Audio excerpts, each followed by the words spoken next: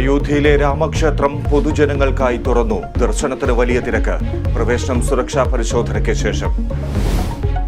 കാസർഗോഡ് കരിന്തളം കോളേജിലെ വ്യാജരേഖ കേസിൽ കുറ്റപത്രം സമർപ്പിച്ചു. കേസിൽ മുൻ SFI നേതാവ് വിദ്യ മാത്രം പ്രതി. വ്യാജരേഖ നിർമ്മിക്കാൻ വിദ്യയ്ക്ക് മറ്റാരുടെയും സഹായം ലഭിച്ചില്ലെന്ന് കണ്ടെത്തൽ. അധ്യാപക നിയമനത്തിനായി വ്യാജരേഖ നിർമ്മിച്ച് സമർപ്പിച്ചുവെന്ന് കുറ്റപത്രം.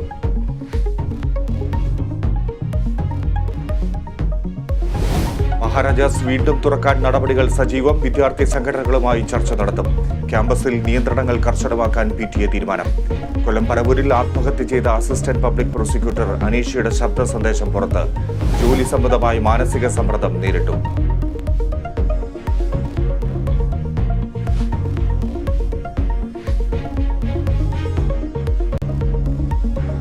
ഈ നശിച്ച ലോകത്ത് ഞാൻ എന്തിനും ജീവിക്കണം?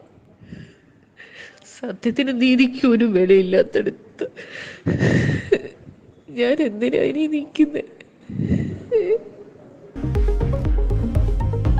രഹസ്യരേഖ പരസ്യമാക്കി അപമാനിച്ചതായും അനീഷയുടെ സന്ദേശം.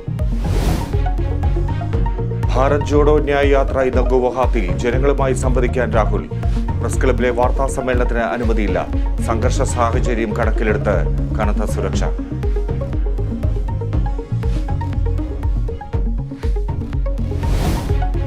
ഏഷ്യൻ കപ്പ് ഫുട്ബോളിൽ ഇന്ത്യ സിറിയ പോരാട്ടം. മത്സരം വൈകിട്ട് 5 ഖത്തറിൽ. അവസാന ഗ്രൂപ്പ് പോരാട്ടത്തിൽ ജയം ലക്ഷ്യമിട്ട് ഇന്ത്യ.